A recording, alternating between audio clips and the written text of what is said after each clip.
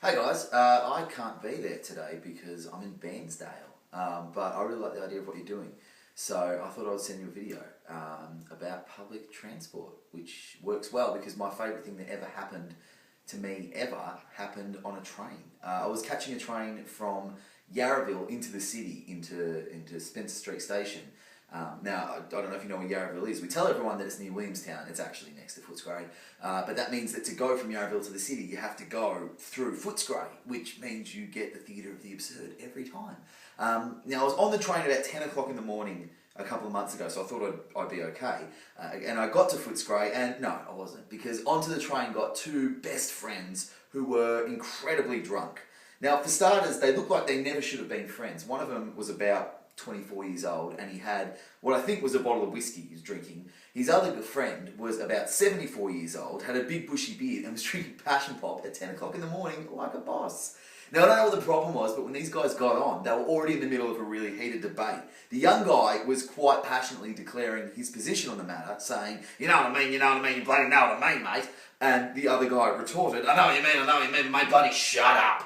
Now, that was the gist of the argument. It went on for a little while until the old guy just cracked it and stood up and went, "Bugger you then, I'm leaving," and stormed off, forgetting he was on a train. So he just kind of sheepishly came back and sat down.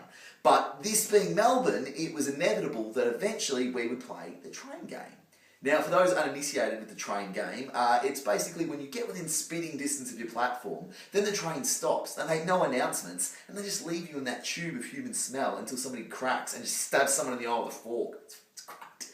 Now, Metro clearly looked at the situation with these two drunk guys and went, "Oh, we're playing the train game." So they did. And when it happened, the old guy kicked off. He took it as a personal insult. He started yelling at the roof, because clearly that was the problem, going, you can't do this to me, you don't know what how important I am, I've got things to do." And I thought, no, it's 10 in the morning and you're drinking passion pop, you have nothing to do. But then the worst thing that ever could have happened. Because on the right-hand side of the train, on another set of tracks, another train went past us.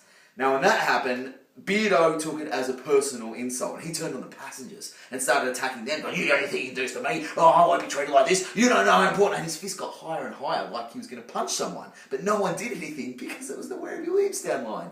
And right when it seemed clear that no one was getting out of that without being punched in the face, the best thing that ever could have happened. Because on the same side of the train, on the same set of tracks, another train went back in the opposite direction. And the old guy went, "You think you can do this, do you?"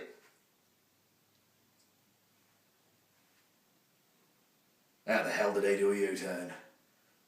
And then he just sat down really sheepishly next to his mate and went, "Mate, life can bloody surprise ya." What a little Anzac. Trains. How awesome are they?